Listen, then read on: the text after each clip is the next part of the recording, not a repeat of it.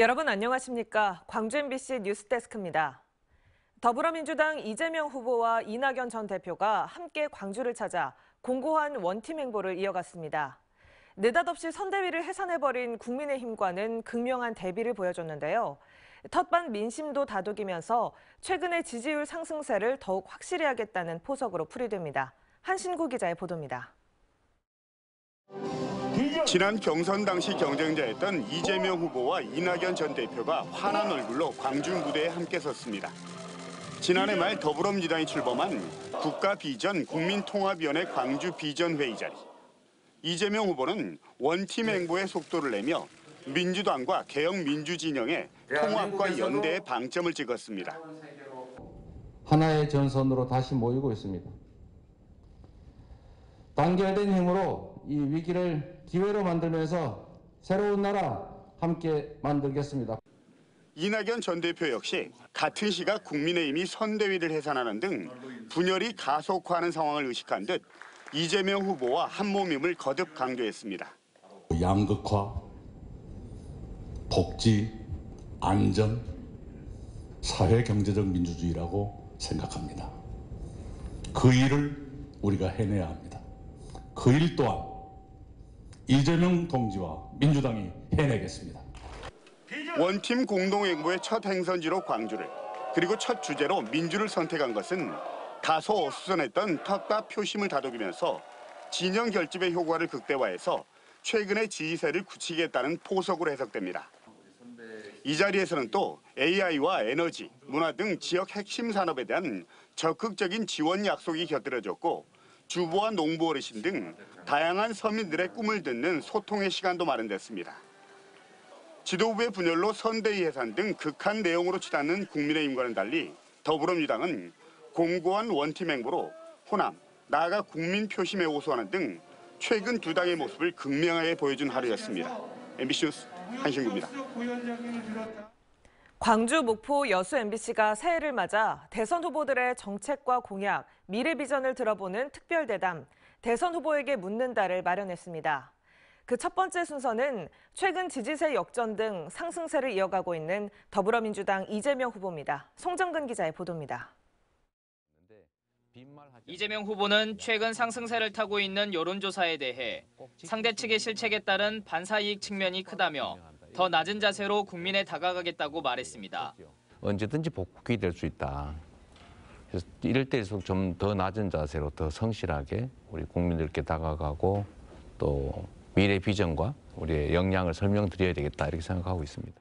대선 공약에 역대 민주정부의 문화수도와 한정궁대 같은 지역의 미래를 바꿀 큰 그림이 보이지 않는다는 지적에 대해 전남은 신재생 에너지 허브, 광주는 AI 관련 산업 직접화를 꼽았습니다. 자율주행 자동차를 중심으로 한 광주시가 추진하는 것처럼 AI와 그 관련 산업들이 집적된 4차 산업의 중심지로 이렇게 가는 게 바람직하다고 보죠. 전남의 의과대학 설립이나 광주의 공공의료원 설립에 대해서는 국가 예산을 우선적으로 투자하는 방식으로 광주 전남 행정통합 등 초강력 협력 모델은 국가의 전략과제로 선정해 해법을 찾아가야 한다고 제시했습니다. 문재인 정부의 아픈 손가락으로 꼽히는 부동산 정책에 대해선 정책 실현에 집중해 국민의 아픔을 외면한 결과라며 이렇게 말했습니다. 그게 국민의 뜻과 배치되면 국민의 뜻이 우선돼야 되는 거죠. 목표에 이를 때 과정에서 문제가 생기면 수정을 해야 됩니다. 신년 특별대담 대선 후보에게 묻는다. 그 첫 번째 이재명 더불어민주당 후보편은 광주, 목포, 여수 MBC를 통해 내일 오후 5시 10분부터 55분 동안 방송됩니다. MBC 뉴스 송정근입니다. 방학을 앞둔 광주 초등학교와 유치원에서 코로나19 집단 감염이 이어지고 있습니다. 광주시에 따르면 광주 남구 초등학교에서 전수검사 결과 10명이 확진됐고 북구 소재 유치원과 관련해서도 12명의 확진자가 나와 광주에서 77명이 확진 판정을 받았습니다. 전남은 병원과 공공기관에서 확진자가 나오면서 현재까지 45명이 추가 확진됐습니다. 수십억 예산을 투입해서 다 만들어 놓고도 사용하지 못하는 도로가 있습니다. 바로 광주 제2순환도로 지산 나들목 진출로입니다. 애초에 사고 위험이 클 수밖에 없게 만들어졌다고 하는데 도대체 얼마나 위험하다는 건지 이다현 기자가 취재했습니다. 지금 제가 서 있는 이곳은 광주 제2순환도로 지산나들목에 새로 생긴 진출로입니다. 보시는 것처럼 공사는 다 끝났는데 개통은 하지 못하고 있습니다. 이유가 무엇일까요? 무엇보다 위험하기 짝이 없기 때문입니다. 운전자들이 통상 고속도로나 순환도로에 들어서거나 빠져나오기 위해서는 도로의 가장 오른쪽, 가장자리 차로를 이용합니다. 그런데 이 지산나들목에서는 운전자들이 추월을 위해 속도를 높이는 1차로, 즉 도로의 가장 왼쪽에서 순환도로를 빠져나와야 합니다. 광주 제2순환도로의 최고 제한 속도는 시속 90km. 90km의 속도로 달리다 갑자기 속도를 줄여야 하는 도로인 겁니다. 이런 좌측 진출로는 매우 희귀해서 전국적으로도 11개에 불과한 것으로 알려져 있습니다. 운전자들로서는 평소 습관과 정반대로 운행해야 하는 생소한 구조가 불안합니다. 아무래도 좀 조심성이 있어야겠죠. 사고도 있지 않을까. 개통이 안 됐으면 좋겠어요. 왜냐면 사고 위험도 되게 많을 것 같고. 게다가 터널과 진출로 간의 간격이 지나치게 짧습니다. 지산터널이나 반대쪽 산수터널로부터 불과 70m도 채 되지 않습니다. 야간에 시야가 좋지 않을 때나 시력이 좋지 않은 운전자들은 당황할 수밖에 없습니다. 국토교통부는 운전자들의 안전을 위해 터널과 진출로의 이격거리를 675m 이상 확보할 것을 제시하고 있습니다. 안 그래도 희귀한 좌측 진출로인데 이격거리가 약 70m에 불과한 진출로는 지산나들목이 전국에서 유일한 것으로 알려졌습니다. 굉장히 특이한 경우입니다. 이렇게 그런 개연성이 높은 우리가 미리 어떻게 보면 앞장서서 이렇게 안전을 저해하는 그런 설계를 한다는 것은 납득이 안 가는 거죠. 당초 제2순환도로 활성화를 위해 만들어진 지산나들목은 지난해 11월 개통할 계획이었고 공사에 들어간 예산은 70억 원에 달합니다. 하지만 이렇게 워낙 위험한 탓에 개통을 무기한 연기한 광주시는 현재로서는 마땅한 대안을 찾지 못하고 있는 상황입니다. 지금 현재는 중지된 상태고요. 모든 것을 제로 베이스에서 재검토해서 추진할 계획으로 있습니다. 수십억 예산을 들여서 만든 도로를 광주시가 이러지도 저러지도 못하고 있는 사이에 도로 개통을 기다렸던 시민들이나 이런 엉터리 도로가 어떻게 만들어졌는지를 궁금해하는 시민들 모두 답답해하고 있습니다. MBC 뉴스 이다현입니다. 보신 것처럼 이 위험한 도로가 어떤 과정을 거쳐서 만들어진 걸까요?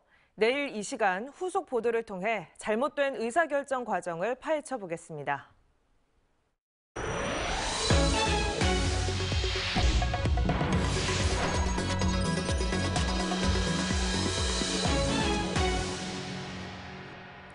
순천의 한 아파트 관리소장으로부터 갑질을 당했다는 관리소 직원들의 제보가 잇따르고 있습니다. 입에 담지 못할 폭언은 기본이고 신입 직원에게 안전모도 없이 고공작업을 지시하기도 했는데요. 30여 명이 근무하는 관리사무소에서 퇴사자만 200여 명이 나왔다는 게 직원들의 이야기입니다. 강서영 기자입니다. 지난 12월 순천의 A아파트 단지 정문에 크리스마스 장식을 설치하는 모습입니다. 10m 고공에서 벌어지는 위험한 작업을 하고 있던 건 전문 업체가 아닌 입사 17일째 되는 관리소 직원들이었습니다. 이날 순천은 강풍주의보가 내릴 정도로 궂은 날씨였습니다. 하지만 직원들은 안전모조차 제대로 지급받지 못했고 결국 안전을 이유로 들며 작업을 거부했습니다. 그러자 관리소장 A씨로부터 입에도 담지 못할 폭언이 쏟아졌습니다. 없습니까? 당당히 안녕히 진짜 도끼를 찍어버려 도끼를 찍어버려요. 모욕적인 말을 듣고 충격을 받은 4명의 관리소 직원은 곧바로 일을 관뒀습니다.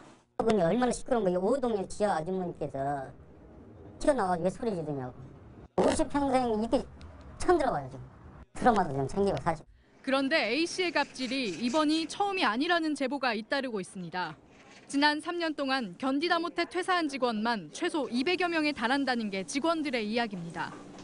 지난해 A아파트 단지에서 일했다는 한 경비원을 만났습니다. A씨가 경비실 내부에까지 CCTV를 설치해 일하는 모습을 확인하고 수시로 지적했다고 말합니다. 씨는 잠을 잘 때도 경비복을 입고 자더라. 그리고 다리를 꼬여갖고 다리를 쭉 뻗어갖고 앉아있는 그것까지 지적을 해요. 식사를 사달라거나 개인 차량을 빌려달라는 등 A씨로부터 무리한 요구까지 받았다고 털어놨습니다. 자기는 벤츠를 타고 다니시러 경비원한테 차를 빌려달라고 합니다. 잘 썼다는 소리도 하나도 안 오고 기름도 안 여다주고. 뿐만 아니라 A씨는 아파트 단지 내 연못에서 누수가 발생해 수백만 원의 수도요금이 나오자 모두 직원들에게 분담케 한 것으로 드러났습니다. 수도세가 보니까 400 얼마 정도 막 이렇게 나왔더라고요. 처음에는 이제 욕설을 하면서 네가 이러니까 뭐 안 되네. 애들은 아니지. 돈은 니들이 다 내라. 나는 관리 소장이지. 너희 책임은 니네들이 지는 거다. 책임을 지는 게 맞는 거잖아요, 보통은. A아파트 입주자 대표 회장은 대략적인 내용은 알고 있었지만 A씨의 인사 조치를 공식화한 적은 없다고 밝혔습니다. 관리소장 A씨는 직원들의 근무 태도가 불량해 지적했을 뿐이라며 직원들의 퇴사가 모두 자신의 갑질 때문은 아니라고 해명했습니다. MBC 뉴스 강서영입니다. 지난달 총파업 돌입으로 택배 배송 차질이 현실화된 가운데 전국 택배노조가 CJ 대한통운의 사회적 합의 이행을 민주당이 책임 있게 지도해야 한다고 촉구했습니다. 전국 택배노조 광주 전남지부는 민주당 광주시당 앞에서 기자회견을 열고 CJ 대한통운이 택배 노동자 과로사 방지 등을 위한 사회적 합의를 이행하지 않고 있는 데 대해 민주당에 철저한 지도 감독을 요구했습니다. 지난달 28일 시작된 총파업에는 전국 택배노조, CJ 대한통운 소속 조합원 2,500여 명 중 쟁의권이 있는 1,650여 명이 참여했습니다. 대리사장을 내세워 구청 수의계약을 따낸 혐의를 받는 광주 북구의회 의원이 재판에 넘겨졌습니다. 광주지검은 구의원 신분을 이용해 구청 발주계약을 자신이 실질적으로 운영한 업체가 따낼 수 있도록 한 혐의로 기대서 북구의원을 불구속 기소했다고 밝혔습니다. 기 의원은 지난 2018년 10월부터 북구청 발주시설 개선, 비품 구입 등 각종 사업에 개입해 직간접적으로 연관 있는 업체가 10건의 구청 수의 계약을 따낼 수 있게 도운 혐의를 받고 있습니다. 광주시가 일상회복 지원금 지급 준비에 박차를 가하고 있습니다.